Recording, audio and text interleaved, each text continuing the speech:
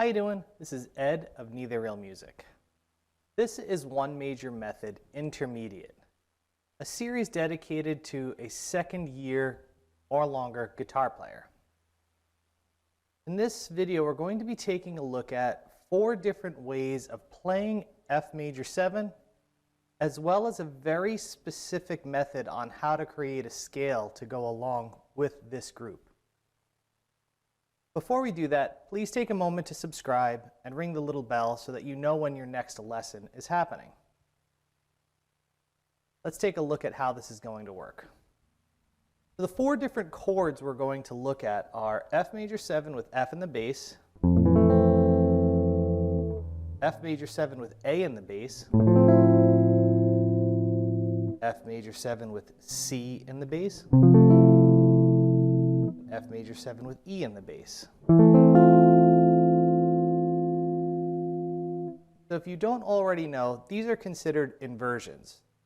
They are taking the letters of a chord that we normally work with and reorganizing them so that we have the same quality of chord, but they sound slightly different. This is commonly used when comping or doing a vamp in some cases. If you have the same chord progression over and over and over, it's probably a really good idea to change the method by which you play that chord progression. So let's just say I have a few measures of nothing but F that I need a solo to go over. A sax solo, a guitar solo, trumpet solo, whatever it is. Well, if I play this version of F for the whole entire time, and there isn't some kind of other instrument supporting it, or bass line, or something giving this chord something better to listen to, this tends to become very dull. So what might happen is you might move between different versions of the same chord, kind of like so.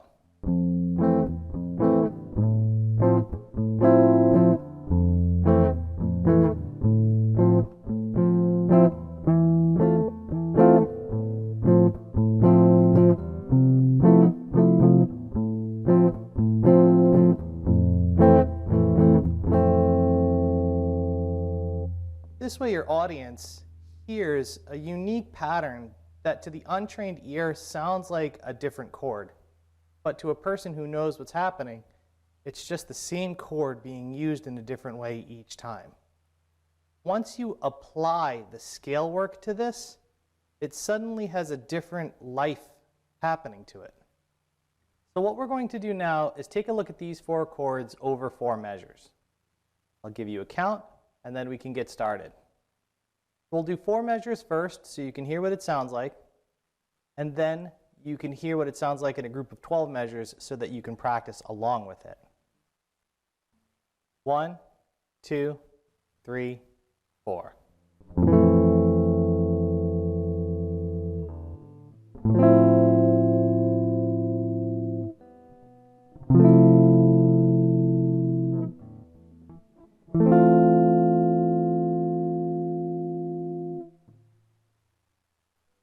There are some tricky chord changes in that pattern, so different fingerings, and if you're not used to them, you will fumble along the way.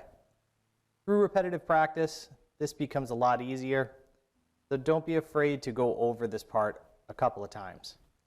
Now let's take a listen to it over 12 measures so you have something to practice along with.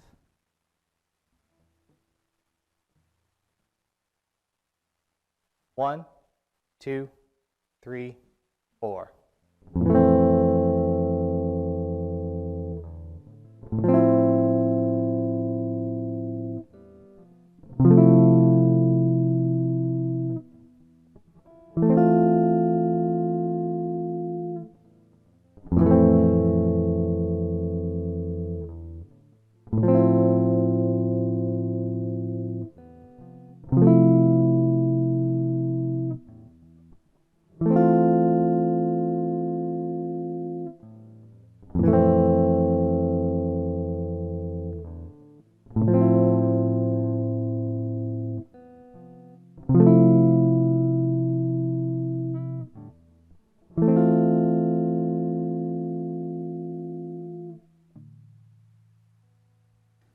Don't worry about how long the chord rings out for. When you first start playing, it's most important to get the chord change at the right time. So if you get it to sound good for 1 beat out of 4, that's okay for now. You do want to work on trying to get this to work through the whole entire measure as you learn it. When we combine these chords with the scale, it needs to be played in a very specific way. So as you go along, things become more organized. The sooner you start to organize your scales and chords, the quicker you will become a better player. So don't be afraid to take your time with this, but do be sure to follow it the exact way I am showing you how to play it. So let's take a look at this scale that I have going, which is a 4-note per phrase scale where we are playing diagonally across the neck of the guitar. So just in case you don't know what I mean by diagonal, some people play parallel, which is when you go down string by string. Some people play linearly, which is when you move on the same string predominantly. This happens a lot on your first and second strings for guitar solos. But if you can learn to play diagonally, you get the best of both worlds.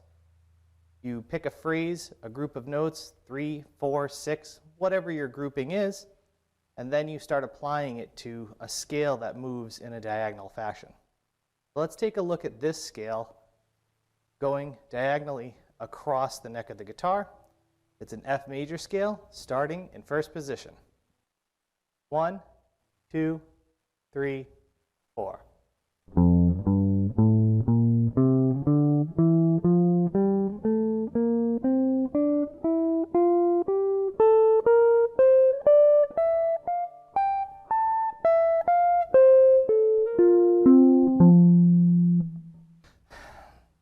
As you approach a scale like this, you'll start to see patterns emerge. That's why I like using phrased scale work. You'll either use a pattern where it's your first finger twice and then using your third finger and your fourth finger, or it's your first finger twice and then it's using your second finger and your fourth finger. So when I run through the first version of this, it's 1, 1, 3, 4, 1, 1, 3, 4. The second part of this scale is 1, 1, 2, 4, 1, 1, 2, 4. Now the last one is different. This one I go 1, 2, 4, 4, 1, 2, 4, 4. This way things stay organized.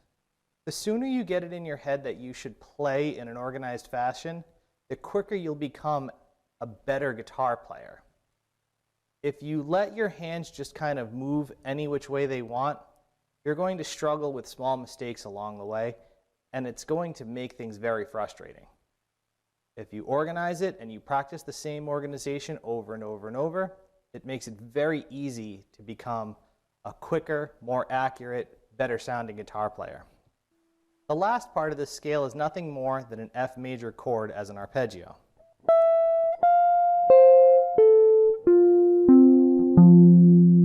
If I turn this into a bar chord, you should be able to see it pretty clearly.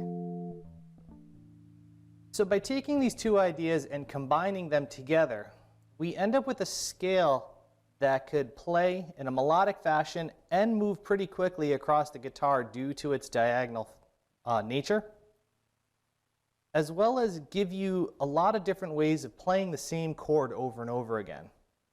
This is a great way to mix and match. Remember, you never really want to play the same chord sequence the same way every single time.